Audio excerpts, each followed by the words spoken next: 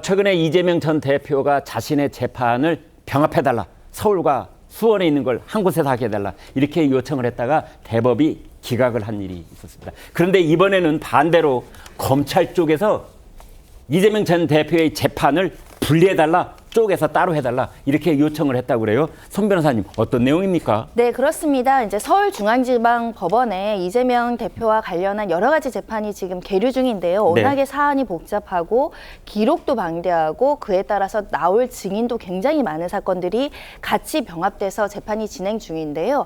현재 크게는 위례 신도시 사건은 어느 정도 진행이 돼서 막바지에 이르고 있다라고 하고요. 그다음 대장도 사건에 대한 공판이 진행 중이라고 하는데 워낙에 대장동 사건의 기록이 방대하고 출석할 증인이 많다라는 겁니다. 쟁점도 그만큼 많은 상황이고 이런 상황에서 백현동 개발 사건과 성남 FC 사건은 지금 시작도 못할 정도로 너무 그 사건의 종류가 방대하다라는 것이기 때문에 이미 심리가 맞춰진 사건은 분리해서 선고할 수 있도록 조금 이렇게 분리 재판하는 것이 필요하다. 왜냐하면 네 건을 마지막까지 심리를 다하면 이게 재판이 1, 2년도 더 갈 수 있고요. 그러니까요, 선 변호사님 지금 이제 대장동하고 유례 신도시는 하나로 하고. 백현동 그 토지 용도를 4단계 이제 상향 조정했던 거에 대한 건 그것 따로 하고 성남 FC 따로 하고 그러니까 세 개로 쪼개자 이런 얘기입니까? 네, 두 개로 쪼개는 겁니다. 위례 신도시와 대장동 사건은 어느 정도 심리 진행 중이기 때문에 요거는 같이 재판을 하고 그리고 지금 시작도 못한 백현동 개발 사건과 성남 FC 사건은 분리해서 재판을 하면 앞에 사건 먼저 선고를 하고 뒤에 사건은 또 순차적으로 재판을 할 수 있는데 성남 FC까지 모두 공판기일에 심리를 완료하려고 하면 장시간에 너무 지지부진한 재판을 하기 때문에 좀 분리할 것을 검찰에서 법원에 요청한 상황입니다. 이 검찰의 분리 요청에 대해서 이재명 전 대표는 어떤 입장일까요? 일단 이재명 당대표 입장에서는 분리하는 것보다 병합해서 재판받는 것이 피고인의 이익이나 방어권에 훨씬 더 도움이 된다라고 생각한다라고 한다면 의견서 제출로 이 같은 종류의 사건에 같은 재판을 받는 것이 왜냐하면 쪼개면 양또 두 가지 사건이 병합돼서 재판이 진행되면 이 재판부도 가야 되고 이 재판부에 또 출석을 분리해서 해야 되는 문제가 발생했기 때문에 피고인 측에선 반대할 것이 예상되는 상황입니다. 네. 자, 병합 요청에 대해서는 이제 우리 법원이 기각 판정을 내렸는데 그렇다면 이번에 분리 요청은 또 어떤 결정을 내릴지 관심이 모아지지 않을 수가 없겠는데요. 이재명 전 대표 여러 재판을 동시에 받고 있는 상황에서 지난 총선 당시에도 선거 운동과 법원 출석을 동시에 소화하기도 했었습니다. 당시 목소리 들어보시겠습니다. 1분 1초를 천금같이 쓰고 싶었습니다.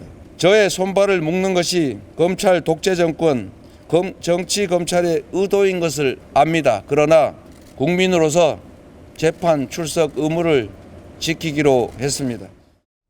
네, 최 소장님, 이제 검찰 쪽에서는 쪼개달라.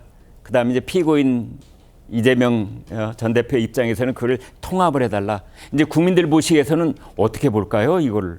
국민들이 보기에는 이제 워낙 이게 오래된 사건이고 좀 꽤 시간이 지나고 있어가지고 앞에서 왜 법안을 단독으로 통과시키고 대통령이 거부권을 행사하는 게 하나의 뉴 노멀 새로운 표준이 된 것처럼 이것도 제가 보기에는 국민들이 보기에는 뭐 특별히 이상하게 받아들여질 것 같지는 않아요.